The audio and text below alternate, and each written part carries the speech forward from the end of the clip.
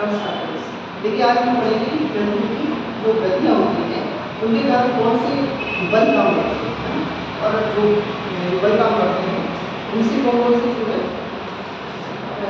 ग्रंथि में जो अलग अलग घटनाएं होती हैं वो उत्पन्न होती हैं। तो आज हम सब देखेंगे।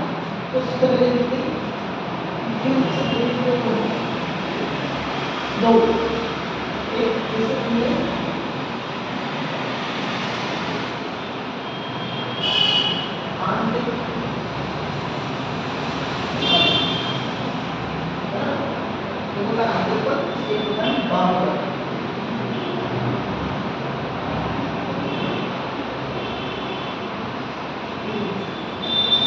आंतरिक बल और बाह्य बल, अन्य नामों से भी जानते हैं कि आंतरिक बल होता है, आंतरिक होता है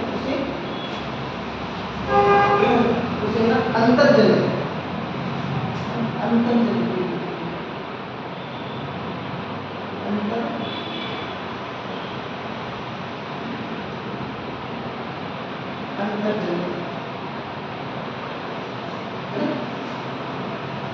अंतर्जनित बल और इसे बाह्य बल या बाह्य बल।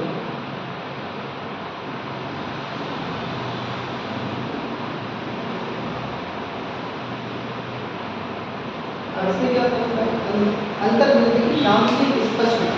अंतर्जनित बल मीन्स आंतरिक जो पृथ्वी के आंतरिक भाग है, पृथ्वी के आंतरिक भाग में उत्पन्न होते हैं।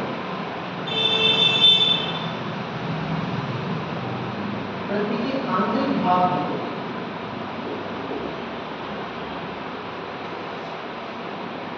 आंतरिक भाग में सबसे पहले होते हैं और एक अंतर्जनित बल कहते हैं। अब अंतर्जनित बल को कौन से बताते हैं?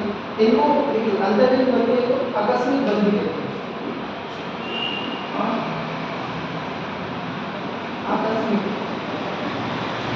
आकस्मिक बल भी आते हैं। आकस्मिक बल को कौन से देखिए आकस्मिक बल को उनमें यहाँ से आकस्मिक बल को आकस्मिक बल से तात्पर्य ये है जो अचानक उत्पन्न होते है ना, अचानक उत्पन्न होने वाले अचानक सभी जानते हैं जिसमें भूकंप हो गया है, भूकंप ज्वालामुखी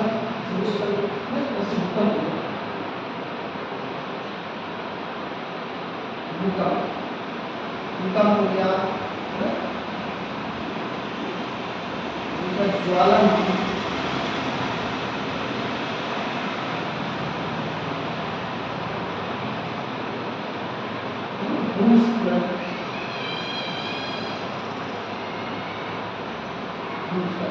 ये आकस्मिक बल के अंतर्गत आते हैं ना। ये आकस्मिक बल क्या है? आकस्मिक बल मीन्स जो अचानक उत्पन्न होते हैं आकस्मिक बल। इसमें एक और बल आता है जो आंतरिक बल होता है, उसको बोलते हैं पटल ध्रुवबल। पटल ध्रुवबल बल। पटल ध्रुवबल जो भूमि की मतलब सतह को या पर्वत निर्माणकारी बल नहीं कहते। पर्वत निर्माणकारी बल मीन्स इसकी पटल को पटल को ध्रुवित कर देता है, पटल को ध्रुवित करने वाला पटल तो ऐसे पर्वत निर्माणकारी बल कहते हैं। इसके कारण पर्वतों का निर्माण होता है, इसलिए पटल ध्रुवबल होता है।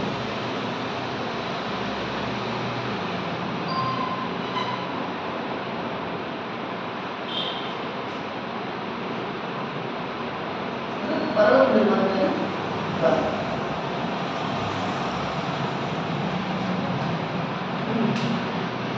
तो ये हमने पृथ्वी के आंतरिक बलों को देख लिया। अब हम देखते हैं बाह्य बल। बाह्य बल में बाह्य बल जो होते हैं तो पृथ्वी के बाह्य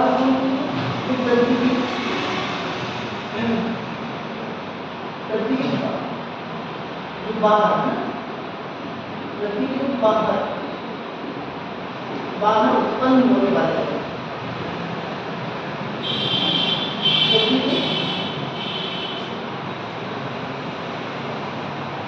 बाहर उत्पन्न होने वाले बल जो है वो बाहर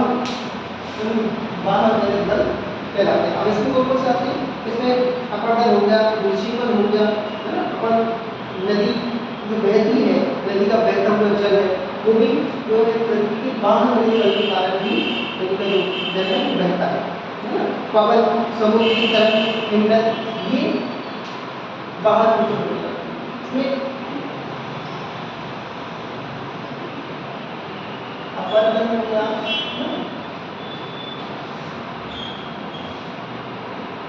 विक्षेपण,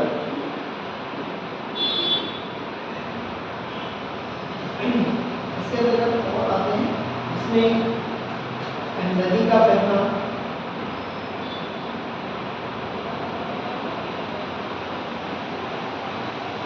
नदी का बहना या नदी जल का बहना,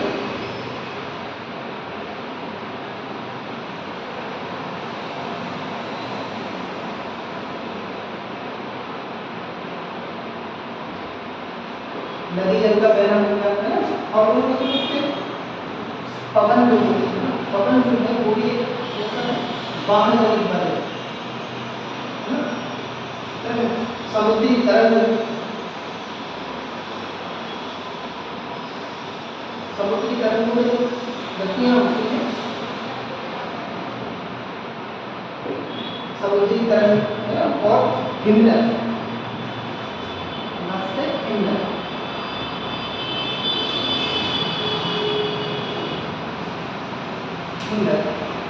तो ये हमने देखी कि पृथ्वी जो नदियाँ होती हैं इसमें दूसरी में से अंतर्गत और बाहर काम करते हैं, वो उनके परिणाम क्या होता है ना।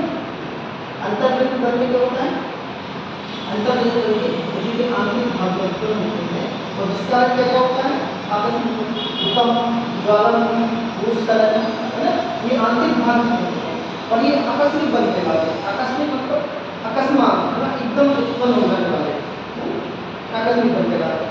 दूसरा होता है इसी को पर्वत निर्माण, पटल भूकंप कहते हैं। पटल भूकंप ये पटल जो बड़े पटल होती है ट्रेस, उनको तोड़ने का काम भी इन्हीं बल के कारण होता है, आंतरिक बल के कारण होता है, जिस कारण क्या होता है, इसका परिणाम पर्वत निर्माण, है ना। पर्वतों का निर्माण जो है वो पटल भूकंप के कारण ही होता है।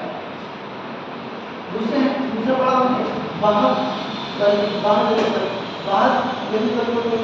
इसमें आता है अपर्दन।